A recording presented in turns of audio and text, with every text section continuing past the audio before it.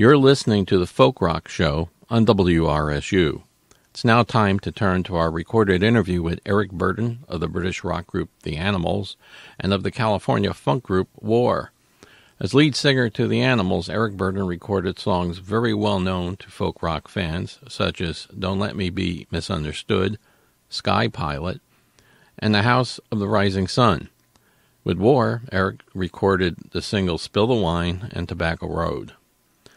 The Animals' electric version of The House of the Rising Sun is the version people think of first, even though Bob Dylan recorded this song 3 years prior. It is said that when Dylan heard the Animals' recording of this song, it moved Dylan to transition from acoustic to electric instruments. In the interview you are about to hear, another radio station is identified. That station is 99.7 WBHX, a radio station I owned at the time of this interview. When artists were touring or promoting a new book, as Eric Burdon was, we sometimes had an opportunity to speak with them. This interview was one of them. 99.7 WBHX, the Shore's classic rock. Today is a special day. I don't think you can go back more the roots of rock and roll than speaking with Eric Burdon. Eric, hi, how are you? I'm very good, and yourself? Oh, real good. This is another special moment. Had the pleasure of speaking to many those rockers that made up classic rock, and the book that you have out, Don't Let Me Be Misunderstood, on Thunder's Mouth Press. This book is not only the pictures great, but the stories and the trivia inside of the book. Eric, you really put your all out into this. You did have some help. Yeah, I had help in the form of J. Marshall Craig, who's a Canadian living down here in Southern California, and he's a professional writer. And over the last 3 years, he helped me with research and development on the project. The first days that when The Animals came out and you were forming The Animals, a lot of music critics out there and people are trying to help you smooth things out so that you were kind of in the rough a little bit and a little raw. Did you see it that way? Yeah, I mean, I strongly resented it. I mean, the band was kind of split down the middle between, you know, having people trying to prune us and you know, choreography and all that kind of stuff, which I hated. I mean, was one of the things that kind of split the band right from the get-go. I mean, we just wanted to be ourselves, you know, and we had agents come in, and like I say, a choreographer was brought in at one point in time teaching us how to move, which was just laughable. and also they started messing with your clothes too, didn't they? Yeah, you know, it was all part of the, you know, in the wake of the Beatles being so successful in the U.S., along with, you know, we're told, you know, don't mention the war. I remember that was one of the biggie, you know, say what you like, but don't mention the war. Don't mention the war. Oh, the world was such a mess. I mean, you couldn't talk about it, huh? Yep. In the beginning, you actually had, I read the 3/4 of your book, by the way. I'm very excited to go home tonight and finish the rest. But I remember at one time you had a gig where you were actually sharing a dressing room with Mick Jagger. Yeah. And it happened a lot because this TV show that we used to do every week, Ready, Steady, Go. Sure. They had so many acts, you know, that the dressing room facilities were kind of short-ended, and so they would just divide up the room, and, you know, it'd be the Stones on one side and the Animals on one side one week, and the next week it'd be the Kinks, and so we were all sort of like it was like being in the bowels of a military ship, you know, going landing craft. Yeah. Waiting to hit the beach. Instead, it was a television show. It must have been something. Tell us about the early days of the members of Animals. Did you all get along fairly well?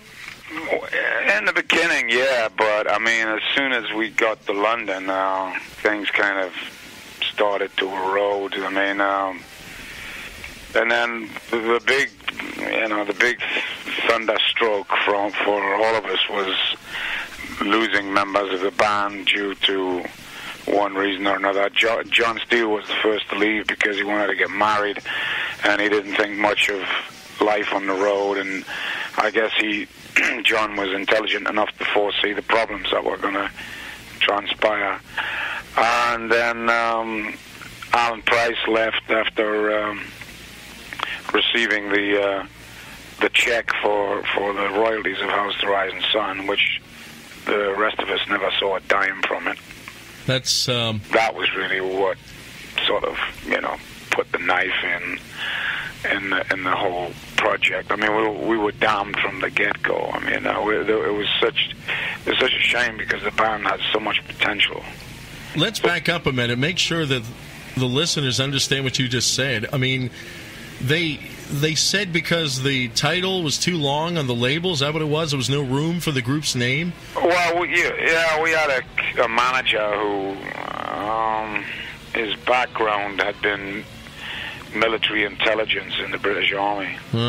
And he was a bit of a wannabe mobster. So by the time we reached New York, he had his hand in many pies, and much to the detriment of the band's well-being.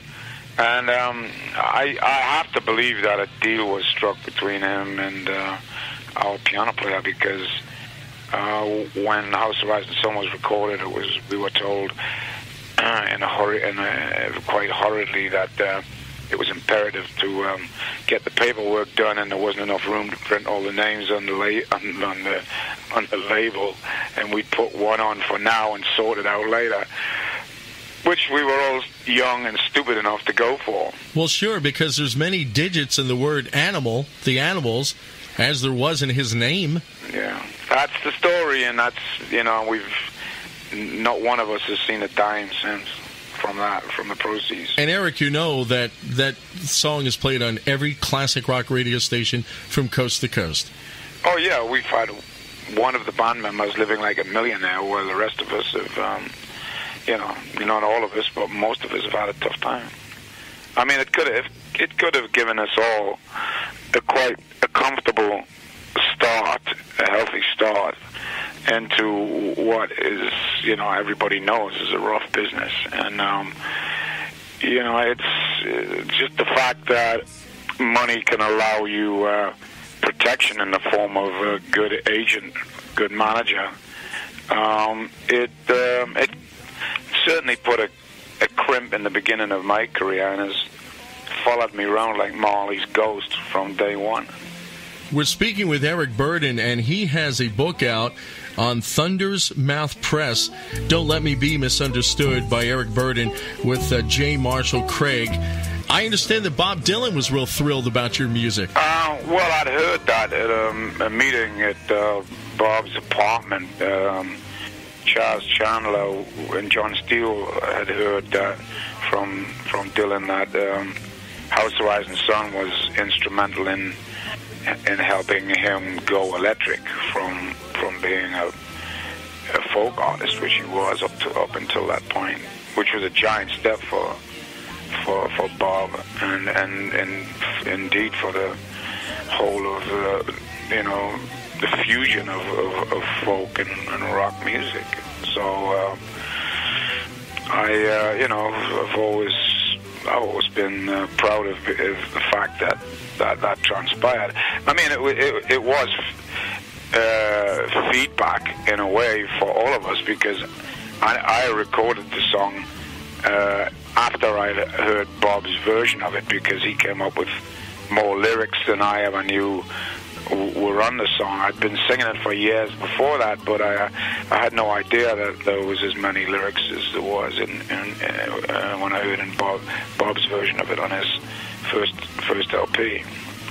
We were on a Chuck Berry tour in England, and every band that was on the tour was trying their best to out-rock Chuck Berry, and I knew that would be fatal, and I wanted somehow to have the band remembered by the audience as they left the theater, to remember that they'd had a great evening watching the master of rock and roll, but, I wanted them to come away remembering the Animals too, so that song came in real handy, because it's in a minor key, which makes it different to start with, and it's got a great story to it. It's a very memorable song. I mean, even today, after years of singing the thing, I mean, I still come away from gigs sometimes with the song running through my mind and singing it. It's up after many years of singing it.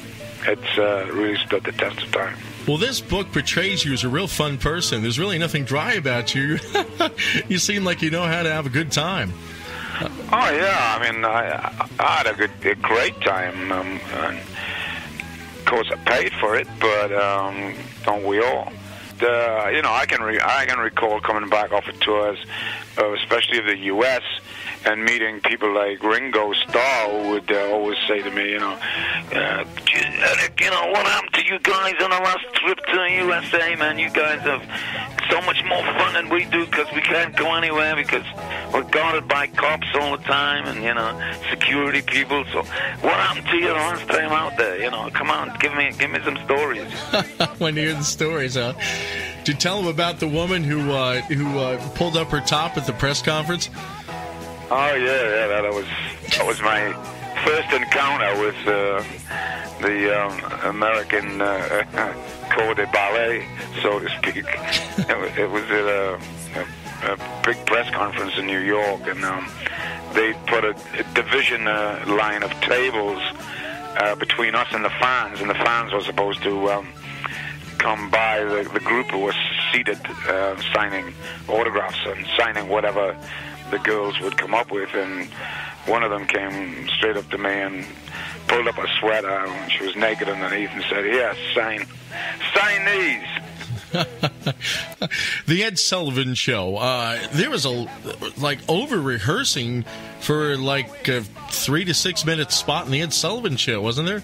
Well, yeah, I mean, we really did find television in America laughable compared to what we were used to in England. I mean, I don't know if many of your listeners have ever had the chance to see any historical tape of this program RSG, Ready, Steady, Go, which went out weekly in England. Oh, it's available. It's available on DVD now. Yeah, you can get it. I mean, You should take a look at it because you compare that programming and the way those programs were presented compared to 3 days of rehearsals, in the subterranean depths of CBS where there was no air conditioning in the summer, just to have Ed stumble on from stage right instead of stage left after 3 days of rehearsals was something to behold, believe me. It was 3 days of rehearsal for the Animals to be on Ed Sullivan. Yeah. Think about it.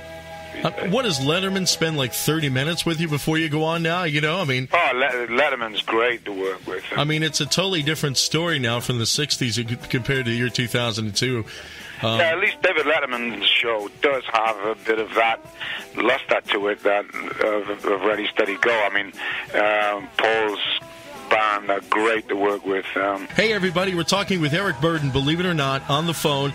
After Ed Sullivan and that appearance, I imagine it really skyrocketed record sales. Yeah, I would assume so. I mean, this ongoing story of this book is an ongoing story of the rip-offs and the crooked record companies that were preying on guys like us. I mean, there was a bank account set up in the Bahamas, and most of the money just disappeared. In fact, the bank actually physically disappeared. I went down to the Bahamas to Nassau to find out what was going on, and the bank had actually physically disappeared.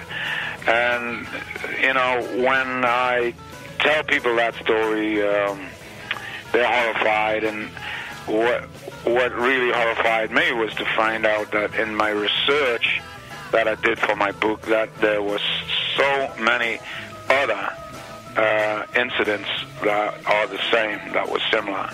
And in one case, I think it was 2 members of a band actually committed suicide because they had went ahead and bought houses for their parents, cars, and invested a lot of dough only to find out that there was nothing there.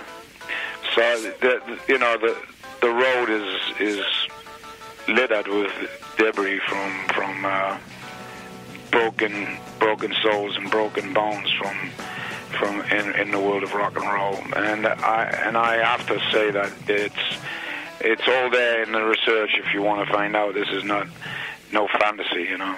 Few people had good management, good agencies, and good lawyers to take care of them, but they were few and far between. Don't Let Me Be Misunderstood is the book. Did you ever find out in your research of other groups or guys like Mick Jagger who was ripped off in the 70s or some other instances? Was it often the same people? The same guys who ripped you off? Did they rip off Jagger, or did you find out that... Oh, there was attempts to, yeah. I mean, there's an infamous accountant who got his fingers into the Beatles, Stones, and the Animals at one point in time. He got his hands on all three of us. The Beatles were able to pull out of the nosedive because they'd made so much money. And same with the Stones. I mean, Mick was educated at London School of Economics, so, you know, he had a head start on most of us. My problem stemmed from the fact that I left the band and went out on my own. And when you're alone in uncharted territories, you know what it's like if you've ever been trying to find an address of a strange house at night and you're driving and trying to read the map at the same time. Absolutely. Are you going to find it? Maybe. Are you going to slide off the road? Quite probably. Right. Crash? It's quite possible, you know. I mean, that's what it's like, being alone without the proper people in place. So you didn't know who to trust. Yeah, and I mean, a lot of people thought they were better off because they had family involved. But there are many examples where people had their own family involved and got ripped off. I don't think I even have to mention who I'm talking about. Oh yeah, well we kind of read through between the lines here. How many millions of dollars did you feel that you've lost in your career? Well, it's estimated about $6 million at one point in time. I don't know whether that's true, whether that's a exact amount or not, but that was what a Los Angeles attorney came up with. That was back in 1970. And I mean, House of Rising Sun has been selling steadily since then. It's been reissued a couple of times. In fact, I don't know if the story's in the book or not, I can't remember, but I went back to London one time when they re-released House of Rising Sun, so I went back to EMI's offices in London to see if there had been any royalties for me, and the accountant looked into the books, and after he'd added it all up, he said, well, in actual fact, you owe us £860 for publicity and press purposes. Yeah, I owed them that amount. You owed them? Yeah. Oh, you poor man. Right from the beginning. What did it cost you, like $10 to record House of the Rising Sun? Yeah. And you recorded it in how many minutes? We're in the studio about 45 minutes. That's incredible. And you had to hit that fast, and let's jump to the top end of the spectrum. Right. I mean, this is a fact that Elvis Presley died with $35,000 in his personal bank account. Jimi Hendrix died with £7.95 in his bank account. This is a fact. Yeah. And we used the same accountant, the same bank in London. Boy, this is sad. Well, so you were alone for a while. How much of a gap in time was there from Animals to War? 1969, I started rehearsing with War, and I was out on the road with them for a couple of years. Then they broke away, got a deal at UA, and left me stranded at the worst record company in the world, which was MGM. Yeah. There's a couple War songs that mention... In fact, there's one that mentions Atlantic City. Eating salted peanuts out of the can. Yeah. But Spill the Wine, I mean, it's on every classic rock radio station from coast to coast. At what time did you actually in War split up, and what was the last hit that you did with War? Well, I recorded a double album with them and a single album with them. And Spill the Wine was the first #1 hit for the newly revamped MGM records at the time. Right. And then there was the people who managed me had a movie on Hendrix, and it was the last time that the Jimi Hendrix Experience had played together at the Royal Albert Hall in London. And I was promised that I could get control of that movie to, give my friend a last goodbye and make him look good, because it was good raw footage.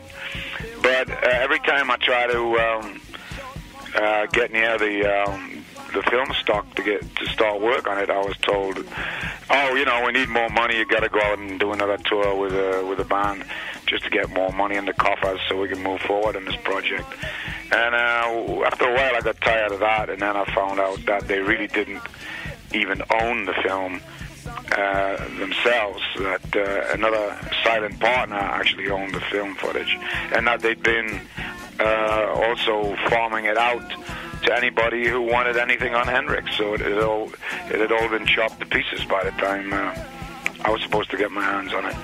So we had a big bust-up, and I was told to leave the office, and the armed guard on the door was told to shoot me if I ever came back. Is that right? When was the last time that you ever saw Jimi Hendrix? He jammed with me in London at Ronnie Scott's club, and we were the last band that he ever played with, and 2 days later he was dead. Wow. Jimi Hendrix. You played with Hendrix. I mean, done so much in your life and your career. At least you can have the right to pinch yourself. Well, it ain't over yet. No, not at all. I mean, still going strong. It's an excellent photo of you on the back of the book, by the way. You look great. I mean, it looks like you're in great shape. Thank you. That's due to the skills of a very good New York photographer. Oh, stop it.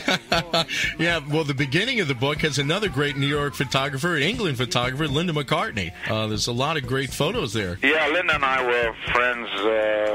As soon as I got to New York, she became a close, confidant fan of the band. And she became our sort of guide to New York. And Ebony magazine, which is the black folks version of Life, they did an article on myself and Hilton Valentine, because the guitar player in the Animals, we often frequented the Apollo in Harlem for obvious reasons.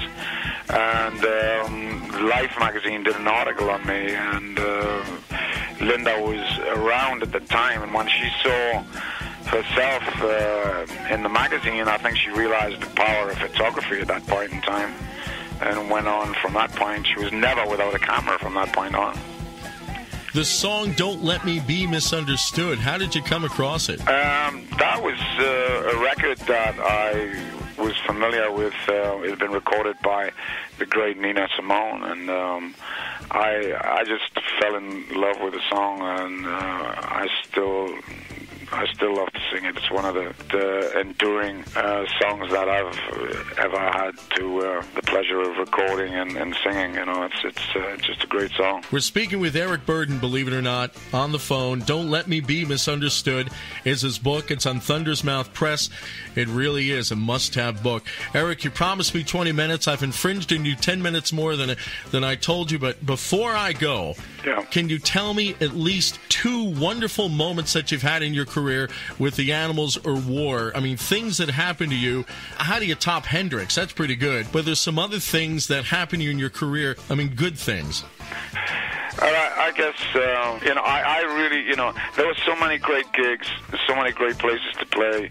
I mean, Paris was very important to us as the Animals in the early days. That was always one of our strong areas. But, playing New York was a thrill also. And I remember quite clearly doing the pier in Atlantic City was memorable. Oh, we remember that big time. Yeah, that was with War, wasn't it? No, with Mitch Ryder. Oh, with Mitch Ryder. Right, that was earlier. I did it later on with War, but I mean, there's so many great gigs. It's very difficult to come up with one with one particular evening. I mean, even today, we have great time on stage. I'm just happy to be alive and still doing it. Yeah, I'm glad you tied in the Steel Pier. We remember you there. I remember the spots on the radio. Yeah. I just remember the splash that Eric Burdon was coming to Atlantic City, and that was. I remember they used to have to take us out in a little. There's a railroad line runs down the length of the pier. Yes. And there's they have a little railroad cart. And they used to hide us inside it every night to take us off. And the kids the kids knew exactly we were in there. And they used to pound on it and hammer on it and everything. You know, it was quite scary. Did you find any of that comical, the ways that they would find you? Well, that's why I spent most of my time up in Harlem, because they would follow us up there in cars, and they would peel off at like 112th Street. And I used to go up to Harlem a lot. That was my one great escape, was to hang out at the Apollo. And now an ex-president lives there. And yes, times they are changing. I laugh. Eric Burdon, thank you so much for your time, and thank you to Alan Young and Alicia at Thunder's Mouth Press. Eric Burdon, thanks for your time. Thank you, mate. It's been good talking to you. You've been listening to an interview with Eric Burdon of the Animals and of the group War, originally broadcast over 99.7 BHX. Ron Stekeur produced and conducted the interview. Rolling Stone magazine placed Eric Burdon at number 57 on its list of the greatest singers of all time. You're listening to the Folk Rock Show on WRSU.